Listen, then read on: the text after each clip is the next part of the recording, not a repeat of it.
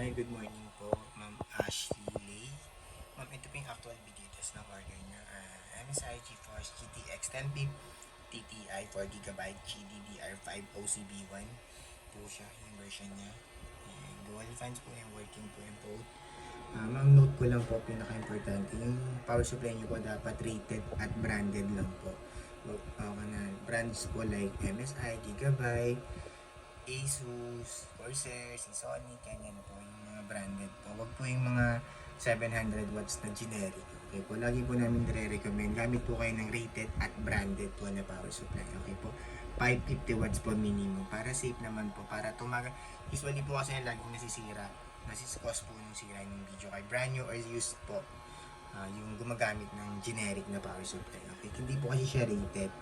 Kunyari po 700 watts, hindi po talaga 700 watts yung kaya niyang i-load doon sa power supply. Kaya ang tendency po, nasisira yung power supply, tapos nadadamay po yung mga computer parts, especially yung video card. So, kaya po, gamit lang po yung rated at branded na power supply, okay? Yun. Yun, may serial number niya.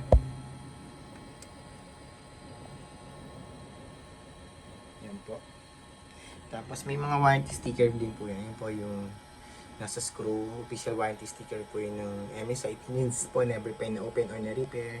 Nun din po may warranty sticker po kami. Panood po na bawal po buksan or alisin yung warranty sticker namin. Para pag may problem po, may help namin kayo or ano po, pwede namin palitan. Basta po intact yung mga warranty sticker. Hindi po binuksan yung video card. Kaya po pag may problem, message nyo na po kami agad. Okay, may warranty naman po kayo. Pero pag binuksan nyo po yung video card, inopen nyo po, inalis yung warranty, void po yung warranty. Lahat naman po ng store ganun po. Okay? Okay, ito po yung buong screen. Wala pong kahit na anong issue. Walang random restart or random shutdown. Walang hang and freeze. Wala din pong BSOD at card display na lumalabas. Napaka-smooth and stable lang po. Guaranteed po namin yan, Ma'am Ashley Lay. Time running po niya yan. 3 minutes, 45 seconds na po siya running. Napaka-smooth and stable lang po. Wala po kayo magiging sakit ng ulo rito. Yan, yung graph po yan. Straight na straight lang po yung graph niya. Napaka-smooth and stable lang.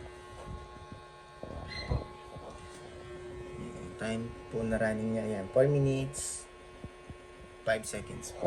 Yan, napaka-stable na stable lang po. I-close ko na po ito, Ma'am Ashley. Yung perma, kinara natin. Namin sa Afterburner software po, yan. GPU Z. Sensor, yan. So, ito naman po yung may dating. Driver check po, right click lang po dito sa desktop para kita nyo na naka-install yung driver nang walang problema. Yan.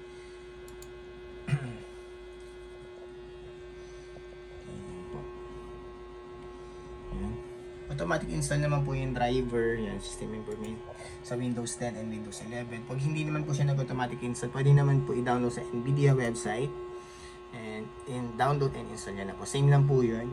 Importante po, ang pinaka-importante na i-install po yung driver. Kasi pag hindi po naka-install yung driver, maglalag po kayo sa gaming. Baka akala nyo sira po yung video kayo pala, hindi lang po naka-install yung driver. Okay? Tapos open na po ako Google Chrome for time and date checking. Para alam ko real time kailan ko po nire-record itong video test before po namin i-ship out.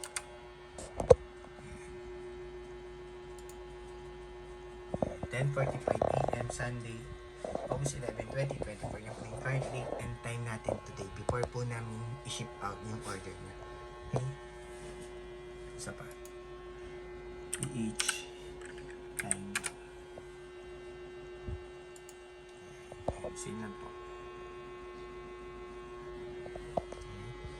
Pag gusto nyo po i-double check itong mga website kung real time po ba itong time and date checking natin yan po yung website, pwede nyo po puntahan kung i-double check kung legit at kung nadadaya po ba. Ayan, ito din po isa. Okay, yun na po mga Ashley Lay. Close ko na ito and shutdown para ma-ship out na po namin itong order niyo today.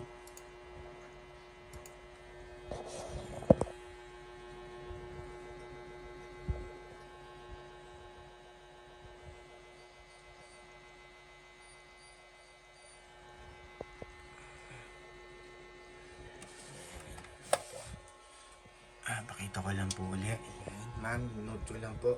Power supply, rated at branded lang po. Minimum 550 watts, okay na po yan. Huwag lang po yung generic na 700 watts na mga power supply. Okay? Especially kung generic po, generic na tapos gamit na. Huwag po yun. Ingat po tayo doon, okay? Ayan. Tapos, pakita ko lang. Pakita ko lang.